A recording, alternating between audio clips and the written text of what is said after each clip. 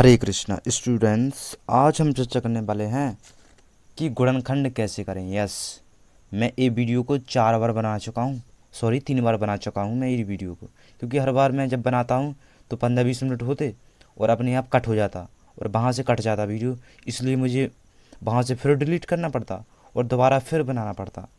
इसलिए इस वीडियो में बहुत मेहनत लगी है मेरी। अब हम शुरुआत करते हैं पहले क्वेश्चन से। पहला क्वेश्चन है इसमें, एक्स स्क्वायर 5x + 4 बोला आपसे इसका खंड करो यानी गुणनखंड करो।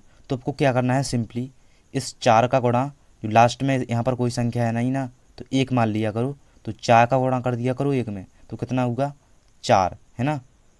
4 का गुणा कर दिया मैंने तो कितना हुआ 4।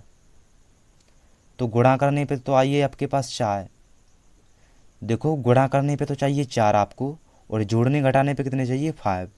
दोबारा सुनो, गुणा करने पे तो आइए आपके पास आना चाहिए 4, और जोड़ने घटाने पे आपके पास आना चाहिए 5। तो पहले हम ऐसा संख्या लेंगे जिसका, अब मुझे बताओ ये 4 संख्या है ना ये ऊपर, तो ये किस किस की संख्या करने पर ये 4 आती है। तो मैं कोई संख्या बताओ ऐसी जिसका गुणा करने पे 4 आए। तो एक तो 2 ही 2 होता, क्योंकि 2 का गुणा कर देते 2 में, तब आता 4। अब हम देख लेते कि जोड़ने घटाने पे 5 आता है कि नहीं आता। जब 2 और 2 को हम जोड़ेंगे तो आता है 4, लेकिन हमें 4 नहीं चाहिए यहाँ पर, हमें चाहिए सिर्फ यहाँ पर 5, है ना। अब हम घटाते हैं, 2 में से 2 घटाएंगे तो कितना आएगा 0। तो 0 भी नहीं चाहिए हमें यहाँ पर, हमें चाहिए यहाँ पर 5। तो हमें पता चला ये संख्या हम नहीं ले सकते। अब हम दूसरी संख्या ट्राई करते हैं। तो हमें कोई संख्या बताओ ऐसी जिसका गुणा करने पे 4 आए। एक तो 4 का गुणा 4 में करते, 4 का गुणा 1 में करते तब भी आता 4, है ना। तो गुणा करने पे हमें 4 तो मिल गए। देखो गुणा करने पे हमें 4 तो मिल गए। सॉरी, मेरा वीडियो प्रो में तो नहीं बन रहा है थोड़ा, अब सही आ जाएगा। प्रो में बन रहा था वीडियो, इसलिए साफ नहीं दिखाई दे रहा होगा आपको। तो जब 4 का गुणा हमने 1 में किया तो गुणा करने पे हमें 4 तो मिल गई। अब हम देखते हैं कि 5x मिलते हैं जोड़ने घटाने पे कि नहीं। तो 4 को जब 4 और 1 को जोड़ेंगे तो आएगा 5, और 5 ही हमें यहाँ पर चाहिए। दोबारा सुनो, 4 और 1 को जोड़ेंगे 5, तो 5 ही हमें चाहिए। तो हम समझ लेंगे कि ये वाली संख्या लेंगे 4 और 1। तो यहाँ पर लिखेंगे x² + 4x + x प्लस यहाँ पर 4 है ही। तो देखो एक और बात समझ लो इसमें। देखो आपको बड़ी संख्या पहले लिखनी है, देखो इसलिए मैंने 4 यहाँ पर पहले लिखा है और 1 को बाद में लिखा है। आप सोचें कि 1 × 4 तो लिख सकते हैं, लेकिन यहाँ पर जब खंड करोगे तो बड़ी संख्या, आप आप कुछ बड़ी संख्या पहले लिखो तो सही रहेगी। तो मैंने बड़ी संख्या यहाँ पर पहले लिखी है 4x + x + 4। अब देखो 2 2 की जोड़े बनाओ इसमें, मैं इसका जोड़ा बनाऊंगा और इसका जोड़ा बनाऊंगा। तो अब आपको क्या करना है, इस जोड़े में से कॉमन लेना है कुछ। देखो कॉमन का मतलब होता है भाग देना, कॉमन का मतलब होता है भाग देना। तो कॉमन का मतलब क्या होता है, भाग देना। तो देखो यहाँ पर है x² और 4x, तो यहाँ पर है x² + 4x। तो x² का कोफिशिएंट यहाँ पर कुछ नहीं है तो 1 मान लेंगे। तो मुझे ऐसी कोई संख्या बताओ जिसका 1 में भी भाग चला जाए और 4 में भी भाग चला जाए। दोबारा सुनो, ऐसी मुझे कोई संख्या बताओ जिसका 1 में भी भाग चला जाए और 4 में भी भाग चला जाए। ऐसी संख्या तो सिर्फ एक ही है जिसका 1 में भी भाग जा सकता है और 4 में भी भाग जा सकता है। अब आप कहोगे हम 2 क्यों नहीं लिख सकते। देखो 2 का भाग 1 में नहीं जा सकता है पूर्णतः, जा तो सकता है 0.5 आएगा, लेकिन पूर्णतः नहीं जा सकता, पूर्णांक नहीं आएगा। तो हम 2 नहीं ले सकते इसमें। 4 में तो जा सकता है 2 का भाग, लेकिन 1 में नहीं जा सकता। इसलिए हम क्या लेंगे, 1 का मतलब हम यहाँ पर लेंगे x। तो मैंने x यहाँ पर कॉमन ले लिया। अब देखो मैंने x² में से x तो कॉमन ले लिया, मतलब x² में से मैंने x तो कॉमन ले लिया। तो एक x कट जाएगा, कितना बचेगा x सिर्फ, है ना। तो यहाँ पर लिखेंगे हम x, प्लस लगाया तो प्लस लिखेंगे। अब देखो 4x में से 4x में यहाँ पर है 4x में से मैंने x तो कॉमन ले लिया, 4x में से हमने x तो कॉमन ले लिया। तो x से x कट जाएंगे, कितने बचेंगे 4, यहाँ पर लिखेंगे 4। अब प्लस, अब हमें पता नहीं चल रहा है कि इसमें क्या कॉमन लें, x + 4 में क्या कॉमन लें।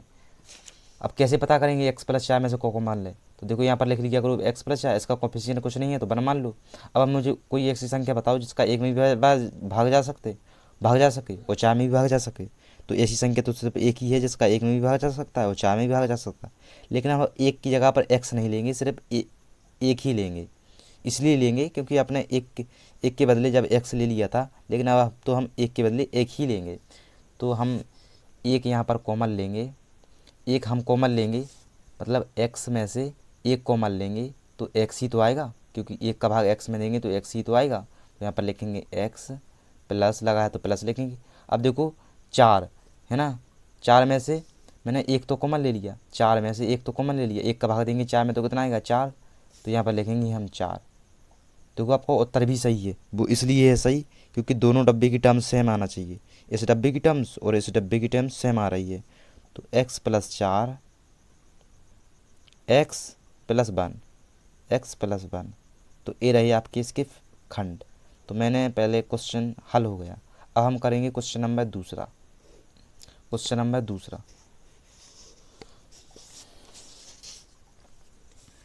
क्वेश्चन नंबर करेंगे हम दूसरा। दूसरा क्वेश्चन है आपके पास x square plus 9x plus 20, x square plus 9x plus 20। अब देखो 20 का गुणा करो यहाँ पहली वाले में, मतलब एक में, तो कितना आएगा 20 ही। तो गुणा करने पे तो हमें चाहिए 20, मतलब हमें गुणा करने पे तो चाहिए 20, लेकिन जोड़ने घटाने पे कितने चाहिए हमें 9x। तो कैसे लाएंगे, गुणा करने पे हमें चाहिए 20 और जोड़ने घटाने पे हमें कितने चाहिए 9 है 9। तो मुझे ऐसी संख्या बताओ जिसका गुणा करने पे 20 आए। मुझे ऐसी संख्या बताओ कोई जिसका गुणा करने पे 20 आए। एक तो 10 का गुणा करते दो में तब भी आता 20, है ना। तो गुणा करने पे हमें 20 तो मिल गई। अब हम देखते हैं जोड़ने घटाने पे 9 आता कि नहीं आता। देखो 10 और 2 को जोड़ेंगे तो आएगा 12, लेकिन 12 नहीं चाहिए हमें, यहाँ पर चाहिए हमें 9। अब हम घटाते हैं 10 और 2 में से, 10 को 2 में से घटाएंगे कितना बचेगा 8। लेकिन ना तो हमें 12 चाहिए ना ही 8 चाहिए, हमें चाहिए सिर्फ 9। तो हम ये संख्या नहीं लेंगे। और कोई संख्या बताओ जिसका गुणा करने पे 20 आए। हाँ आती है, एक तो 5 गुणा 4 है ना, 5 को गुणा 4 में करते तब भी आता 20। तो हमें गुणा करने पे 20 तो मिल गई, मतलब हमें गुणा करने पे 20 तो मिल गई। अब हम देखते हैं जोड़ेंगे घटाने पे 9 आता कि नहीं आता।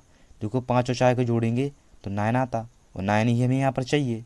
तो मतलब हमें पता चल गया कि 5 और 4 लेंगे संख्या इसकी। तो x square plus 5x plus 4x plus 20। मैंने आपको ये भी बता दिया कि बड़ी संख्या पहले लिख लिया करो। आप कहोगे 4 क्यों नहीं लिखा पहले और 5 बाद में क्यों नहीं लिखा, तो यहाँ पर पहले बड़ी संख्या ही लिखना और फिर बाद में छोटी संख्या। अब हम दो दो की जोड़ी बनाएंगे, इसमें दो दो की हमने जोड़ी बना ली है। अब आपको क्या करना है, इसका कॉमन लेना है। देखो कॉमन का मतलब क्या होता है, कॉमन का मतलब होता है भाग देना। कॉमन का मतलब क्या होता है, देखो कॉमन का मतलब होता है भाग देना। क्या होता है कॉमन का मतलब, भाग देना। तो देखो यहाँ पर है एक्स स्क्वायर प्लस 5x, तो यहाँ पर 1 होगा, यहाँ पर कुछ संख्या नहीं है तो हम 1 मान लेंगे। तो 1 और यहाँ पर है 5।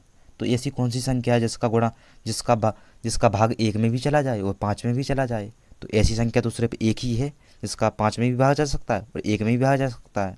तो हम यहाँ पर एक के मतलब एक्स लेंगे यहाँ पर। तो यहाँ पर मैंने एक्स कॉमन ले लिया, मैंने एक्स स्क्वायर में से एक्स कॉमन ले लिया, मतलब एक्स स्क्वायर में से एक्स कॉमन ले लिया तो एक्स से एक्स कट जाएगा, यहाँ पर एक एक्स और बचेगा। तो यहाँ पर लिखेंगे एक्स, प्लस लगाया तो प्लस लिखेंगे। अब देखो 5x में से हमने एक्स तो कॉमन ले लिया, मतलब 5x में से हमने एक्स तो कॉमन ले लिया, मतलब एक्स से एक्स कट जाएगा, कितना बचेगा 5। तो यहाँ पर लिखेंगे हम 5। अब देखो यहाँ पर हम क्या कॉमन लेंगे, हमें कुछ समझ में नहीं आ रहा। देखो हमें यहाँ पर प्लस तो लिख देंगे हम पहले। अब हमें पता नहीं चल रहा है इसमें क्या कॉमन लेंगे, हमें ये पता नहीं चल रहा है। तो वो कैसे पता करेंगे, है पता आपको। देखो पहले तो आप देख लिया करो ऐसी कौन सी संख्या है जिसका 4 में भी भागा जा सकता है और 20 में भी भागा जा सकता है। देखो एक तो है संख्या 2, क्योंकि 2 का भाग 4 में जा सकता है आराम से और 20 में भी जा सकता है। अब हम वो ट्राई करते हैं और संख्या की जा सकता है क्या। अब देखते हैं 3, तो 3 का भाग 4 में नहीं जा सकता है, 20 में भी नहीं जा सकता है और 4 में भी नहीं जा सकता है। अब हम लिखते हैं 4, देखो 4 का भाग 4 में जा सकता है और 20 में भी जा सकता है। तो हमें यहाँ पर लिखेंगे 4 कॉमन। तो यहाँ मतलब 4 कॉमन। अब आप सोच रहे होगे कि इसमें 2 कॉमन क्यों नहीं लिया, तो बड़ी संख्या ले लिया करो कॉमन, छोटी संख्या नहीं। तो 4 हमने कॉमन ले लिया, क्योंकि 4 हमने कॉमन ले लिया, बचा यहाँ पर x। अब देखो 20 में से हमने 4 कॉमन ले लिया, मतलब 20 में से हमने 4 कॉमन ले लिया, 4 का भाग देंगे 20 में कितना बार कटेगा, 5 बार। तो यहाँ पर लिखेंगे +5। तो आपका आंसर भी सही आ रहा है। वो कैसे आ रहा है, देखो दो डब्बे की टर्म सेम आना चाहिए। तो यहाँ पर x+5, यहाँ पर ही x+5 है। तो एक बार लिख दो इसे, x+5, x+4, x+4। तो ये रहा आपका आंसर। क्वेश्चन नंबर दूसरा सॉल्व हो गया। अब हम क्वेश्चन नंबर करेंगे तीसरा। क्वेश्चन नंबर तीसरा,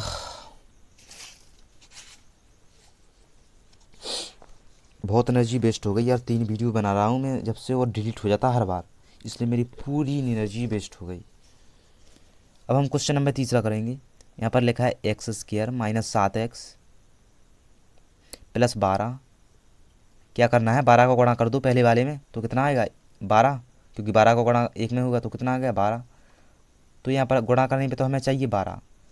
देखो हमें गुणा करने पे तो चाहिए 12, लेकिन जोड़ने घटाने पे हमें कितने चाहिए 7। गुणा करने पे हमें तो चाहिए 12, और जोड़ने घटाने पे हमें कितने चाहिए 7। तो मुझे ऐसी कोई संख्या बताओ जिसका जिसका गुणा करने पे 12 आए। मुझे ऐसी कोई संख्या बताओ जिसका गुणा करने पे कितना आए 12। तो ऐसी संख्या तो सिर्फ बहुत संख्या है, मतलब 2-3 संख्या है। एक तो 6 और 2 है, क्योंकि 6 का और 2 का गुणा करते तो आता है 12। अब हम जोड़ने घटाने पे देखते हैं 7 आता है कि नहीं आता। देखो 6 और 2 के जोड़ेंगे तो आएगा 8, और 6 में से 2 घटाएंगे तो आएगा 4। लेकिन ना तो हमें 8 चाहिए और ना ही 4, हमें चाहिए क्या 7। तो मतलब ये संख्या नहीं लेंगे हम। अब हम और ट्राई करते हैं, 4 का गुणा 3 में करते हैं तो कितना आता 12 है ना। तो गुणा करने पे हमें 12 तो मिल गया। देखो गुणा करने पे 12 तो मिल गया। अब हम देखते हैं कि जोड़ने घटाने पे 7 आता है कि नहीं आता। 4 और 3 को जोड़ेंगे कितना आएगा 7, और हमें 7 ही चाहिए यहाँ पर।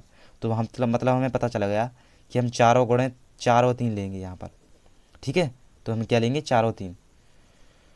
x², 3x, बड़ी संख्या पहले लिख लिया करो, 4x - 3x, यहाँ पर लिखा है +12। अब देखो, अब यहाँ पर सबसे बड़ी प्रॉब्लम तो यहाँ पर होने वाली है। अब देखो हम, सॉरी दोबारा लिखो यहाँ पर, आपको समझाने के लिए क्वेश्चन बढ़िया है, इसलिए मैं दोबारा समझा रहा हूँ आपको। x², यहाँ पर 4, फिर से गलती, x², 4x, 3x, यहाँ पर है +12, तो यहाँ पर लिखेंगे +12। अब देखो हमें ये पता नहीं चल रहा है कि हम इसमें माइनस लगाएं या इसमें माइनस लगाएं। तो हम एक एक करके देख लेते हैं किस में माइनस लगाएं।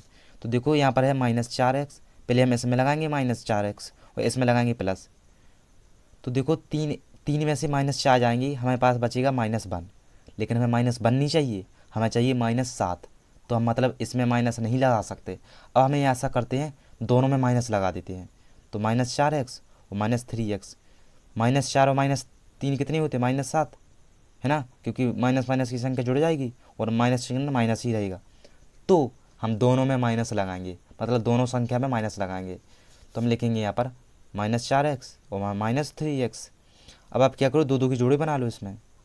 दो की मैंने क्या बना लिए जोड़े। अब आप क्या करो, अब आप क्या करना है आपको, अब आपको क्या करना है, अब ऐसी कोई संख्या बताओ जिसका एक में भी भाग जा सकता है और 4 में भी भागा जा सकता है। इसी संख्या तो सिर्फ एक ही है, मतलब हम x इसमें कॉमन लेंगे। तो x हम कॉमन लेंगे इसमें, x² में से मैंने x कॉमन ले लिया, तो एक x से x कट जाएगा, कितना बचेगा x। तो x माइनस लगा तो माइनस लिखिए।